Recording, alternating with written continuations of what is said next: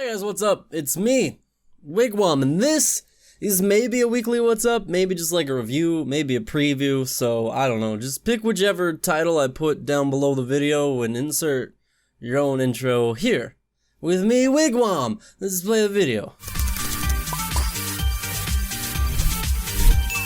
What's up, everybody? I played this game, Data Dream, because the creator of the game sent it to me, and I saw the screenshots, and while I normally get sent tons and tons and tons of games, they're very generic emails that I mostly ignore, to be honest with you. I mean, I get a lot of very generic, cookie cutter, cut and paste emails, and I just don't have time to even bother with most of them, but Data Dream definitely stood out. For one, didn't feel like just a generic cookie cutter email, which I greatly appreciated from the developer, but two, the game just looked really cool.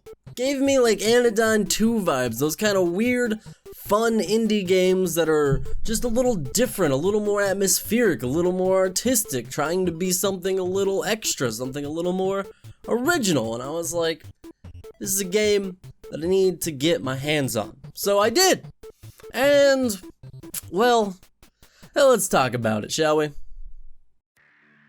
So let's talk about what got me most initially excited about the game, which was visuals, because, you know, I'm vain, apparently, for video games.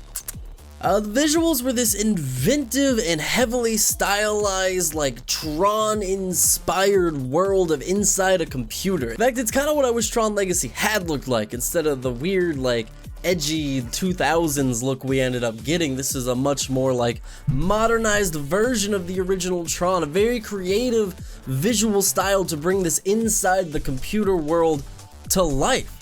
It's just such a wonderful post-retro imagining of what the inside the computer world would be. I think one of the things that had the greatest impact on me was that every environment feels wonderfully alive with motion. Like there's all this hustling and bustling as all these lights and things in the background are constantly moving and flowing. It creates this very alive feeling world, as if something is always going, something is always working, like it is an actual computer, like this big, giant, grand sense of scale, all told through these subtle background movements. It was very, very creative and very, very intelligently well done.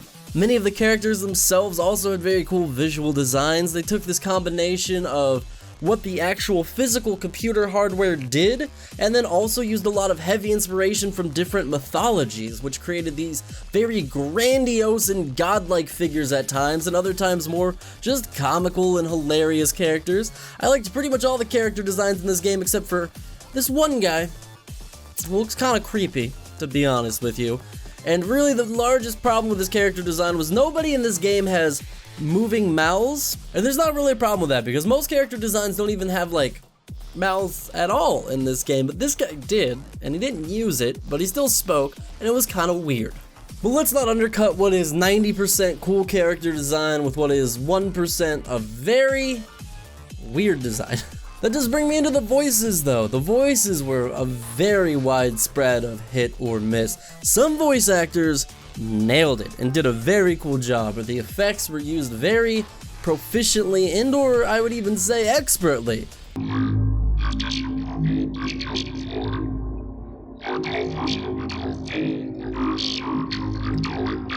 I would say many of the grandiose god-style characters really nailed their voices, but other characters were just kind of left feeling awkward and stilted, as if whoever was on the other end of that microphone was possibly on the end of that microphone for the first time ever.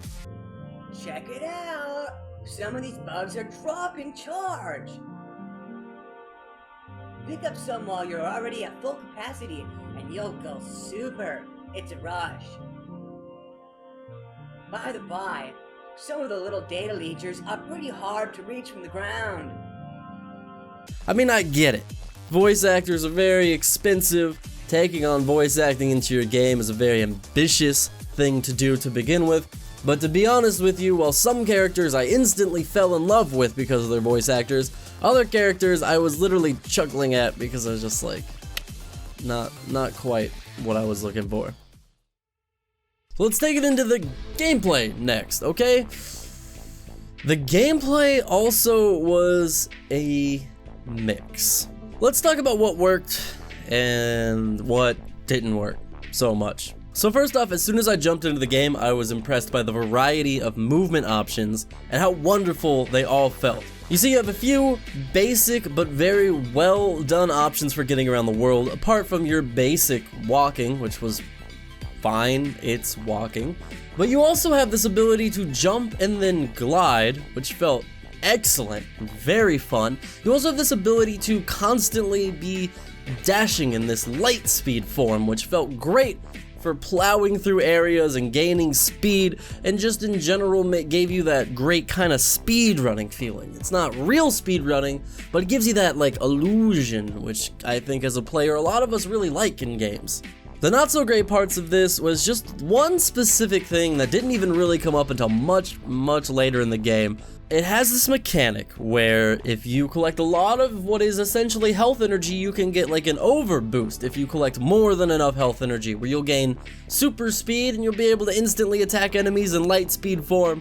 But the problem is that light speed form does not maintain momentum through jumps.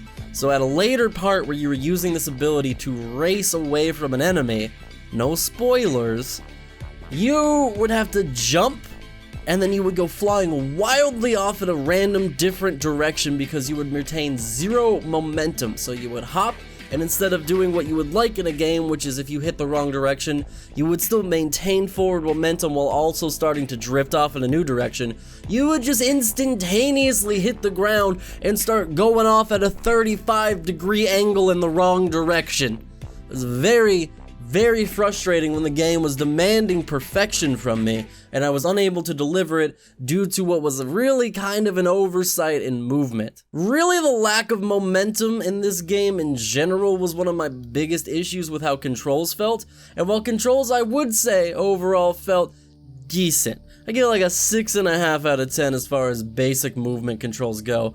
There's a few small things that could have been done to really elevate the controls. For one, being able to look up or down to get a better sense of depth isn't even necessarily a movement option, but it would have helped me gauge depths on certain platforming pieces that would have absolutely helped with the movement options. It would have given me more knowledge of my surroundings, which I would have translated into better platforming. The lack of being able to move up or down just really like steals your ability to tell perspective and distance, and at times where the game demands that you're using this to navigate obstacles and entire levels, it feels a little cheap and it hurts. Also, the camera movement when you're doing more precise platforming also lacks momentum, or at least noticeable momentum. You see, normally when you have a camera, if you're looking forward and you start to move to the left, you'll start a little slow and then faster, and then as you let go, it kind of slows down again, right? You got that like momentum. Momentum is important in camera movement and character movement in games, especially when playing on a controller. It gives players a better sense of control, gives a sense of smoothness to the character. That was very lacking in this game, and I found it to be very problematic towards the end of the game, where it started to demand a lot more precision. As well as a very small thing, but something that I wish this game developer would have picked up from a game like Celeste, is this small little safety window. You see, a really good platforming game, and this game does try to be somewhat of a platforming game further in the second half, is that you get a little bit of like a safety net when you jump.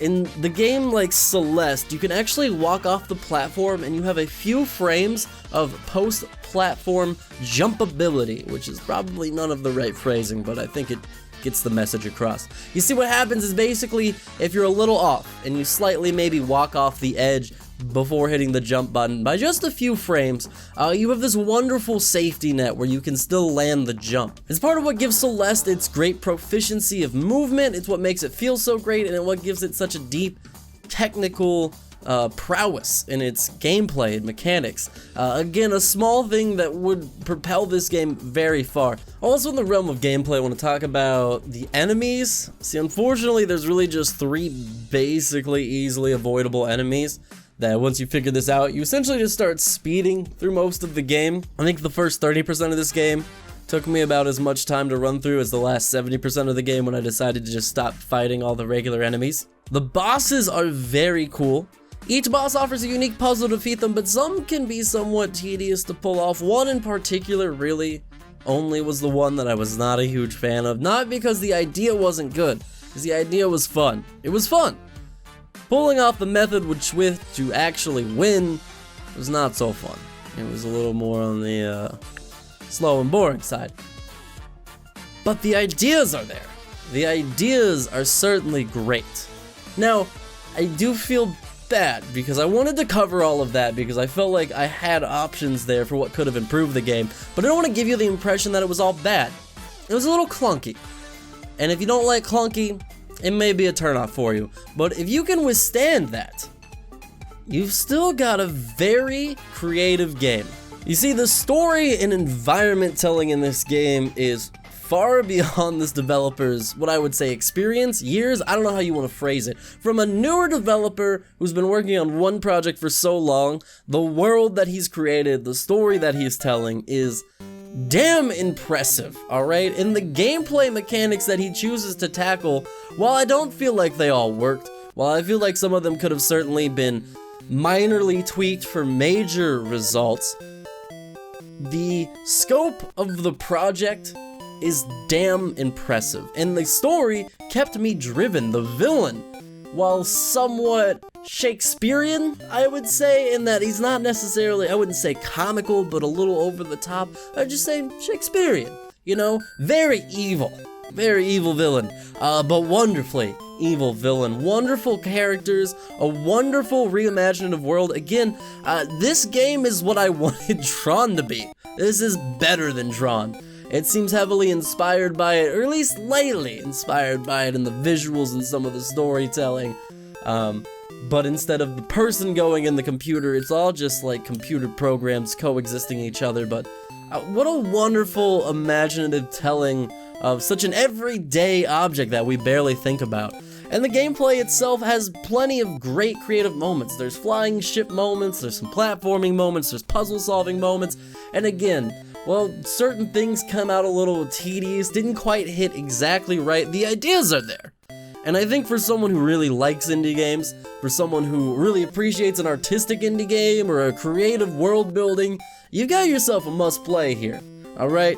I think if you're not quite so into the artistic indie games, I'm gonna have to be honest, maybe this one is more of a pass for you. It's a little clunky, it needs a little polish, it's not quite 100%, you know, A+ indie game just yet, but this developer, no matter who you are, if you're a fan of indie games, this is a guy to watch out for. He's clearly got creative ideas, he's clearly got a great sense of visuals and world building, and I think once this guy gets a little more experience, and maybe a little more budget behind a future project, I think we're all gonna be happy to say that we were on the train early with this developer.